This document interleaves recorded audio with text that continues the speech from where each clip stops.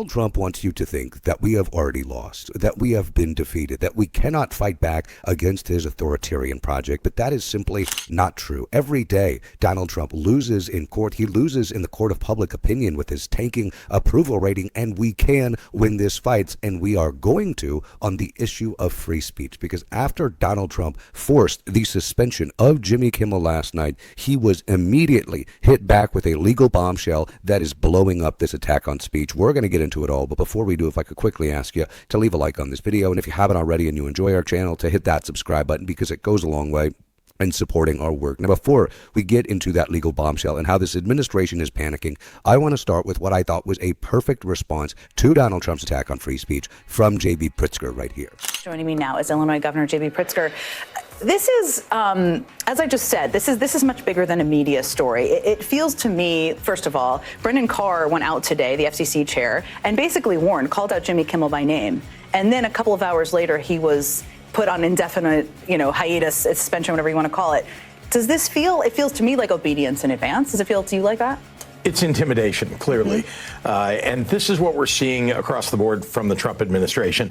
They're using the power of the government to go after businesses, to get them to do things that they need or want, right? Either to pay them, as we have seen, or to fire people, as we have seen. And here we have a comedian. I mean, this is somebody who's on every night, frankly, probably offending somebody every single night. He may have made fun of you before. Indeed, he has. And so I just want to say that, we should not be going after people for this. Look, did he get some things wrong? Yeah. I mean, but he is not a commentator, a news anchor. This is somebody who's a comedian, for goodness sakes. And now we've got the Trump administration literally targeting individuals. You saw it with Stephen Colbert. Now you're seeing it with Kimmel. Anybody that's criticizing this administration, they're using the power of government to intimidate companies to fire people. Being a MAGA Republican is really all about embracing hypocrisy. If you can just embarrass yourself, debase yourself like J.D. Vance does every day, and give up on any values you purport to have, then it's really easy to be MAGA. These people don't care about speech. They've never cared about speech. We have to stop pretending like they are good faith actors. This is what we see with those, even on the left right now, lionizing Charlie Kirk. We see folks like Ezra Klein saying he did politics the right way and cared about free speech. That's just bullshit. Charlie Kirk was at college campuses to make a profit and to get his clips to go viral. Sure, he wanted to change people's minds with bigoted ideas and disgusting bile, but he didn't care about free speech. He didn't advocate for the freeing of Mahmoud Khalil, who Donald Trump has now ordered to be deported again for speaking out against a genocide that we are aiding in with our tax dollars. No, these people don't care, and it's why it is unsurprising Donald Trump had this reaction to Jimmy Kimmel. Speech. Your Vice President Vance said that free speech is under attack in the UK. Do you agree with him? And Prime Minister, we saw the dismissal of a very well-known chat show host in America last night, Mr. Kimmel. Is free speech more under attack in Britain or America? Well, Jimmy Kimmel was fired because he had bad ratings more than anything else, and he said a horrible thing about a great gentleman known as Charlie Kirk. And Jimmy Kimmel is not a talented person. He had very bad ratings, and they should have fired him a long time ago. So, you can call that free speech or not. He was fired for lack of talent. Yeah, please go. Of course, it's because of his ratings, the tanking ratings. The ratings are low. See what rating is really fucking low right now? Donald Trump's approval rating. That's what's tanking. That is what's in the shitter. It is not Jimmy Kimmel. This is so obvious. This administration could not care less about any of the ideas that they talked about as being fundamental on the campaign. The weaponization of government, that is all Donald Trump has done. The caring about the crisis of affordability, inflation is skyrocketing because of idiotic tariffs that are effectively taxes on working people. And now they want to make Charlie Kirk, that disgusting bigot, some martyr so that they can carry out the rest of this project. No. We're not going to let it happen. We're not going to accept defeat. Maybe that's what ABC wants to do, and ahead of time concede and say, oh, the Trump administration is going to come after us. We might as well concede, but we're not going to do that. We're going to fight back, and so is Robert Garcia and Eric Swalwell with some legal bombshells for Trump. Ranking member Robert Garcia launches investigation after ABC fires Jimmy Kimmel. Network caves to political pressure from Trump administration. Rep. Robert Garcia, ranking member of the Committee on Oversight and Government Reform, released the following statement announcing he will be launching an investigation into the Trump administration, ABC, and Sinclair amid ongoing efforts to censor opposition to the president. Garcia said, "Every American has a duty to stand up for our First Amendment values. We will not be silent as our freedoms are threatened by corrupt schemes and threats.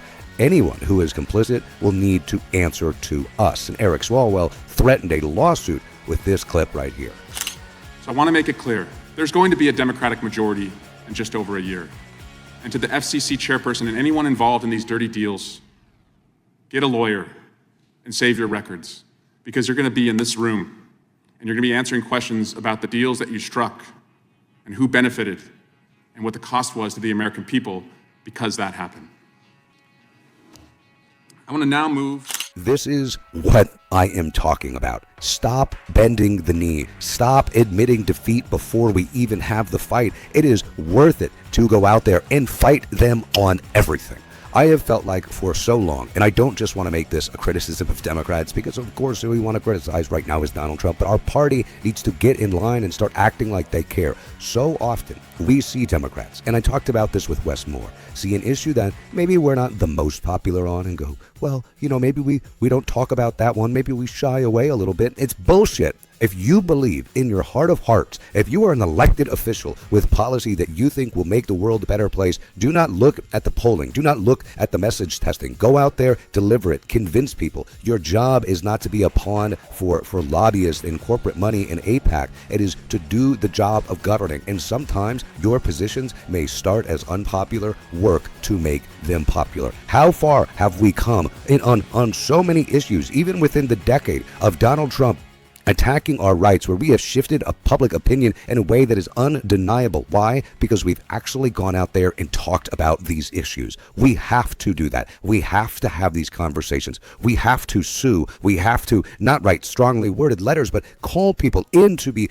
put under oath and have them try to squeam out of their crimes, because they can't. They will be caught and they should be prosecuted under the next Democratic administration. That is what we should have. Reopen Alligator Alcatraz for Stephen Miller and Kristi Noem. If I could throw Pete Hegseth in there with a couple bottles of gin to keep him company, that is what we should be doing. We should make it very clear that we won't kowtow, we won't bow, we won't bend the knee, we won't say, well, I don't know, we can't take on every fight. There is so much saving of the ammunition. Right? We got to keep the powder dry. This isn't the political fight. Let's save up for the really good political fight. Every political fight should be had right now. This is an authoritarian. If you give him an inch, he'll take a mile. So stop giving him miles and then letting him take over the entire country. Fight back. Thank you, Robert Garcia. Thank you, Eric Swalwell. Thank you for making it clear that we should not bend on this. That we shouldn't say, well, you know, that's Trump. That's what Trump's going to do. That's what the corporations are going to do. They're ultimately going to cave. They're ultimately going to bend the knee. Get fired up. Convince people of why this is so important. And the right had the majority of Americans believing that they cared more than we do about free speech. How is that playing out right now? Not very well. So you need to go out there and convince people. Don't worry about what the politics of any given issue are. Have some moral clarity. On so many of these issues, have we not seen the shift in how Americans view what is a genocide in Gaza? Have we not seen the huge swing in public opinion, where now, maybe in the next administration, we can get our government out of this war crime that is sending our tax dollars, sending weapons to be used to kill innocent children in Gaza? Yeah, maybe we can move this issue forward. Maybe we can change how things are done. And why? Because public opinion has shifted, because people have talked about this issue. They have had these heartbreaking images of children in Gaza in front of people's faces 24/7. That is how you change people's minds. You have to talk to them, and you cannot be afraid to fight back against this administration. You have to talk about this. J.B. Pritzker certainly did some more right here. Everybody should be saying that ABC should reverse their decision. This is not something they should have been doing. I don't think that ABC, at least historically, has not been an organization that has exhibited this kind of behavior.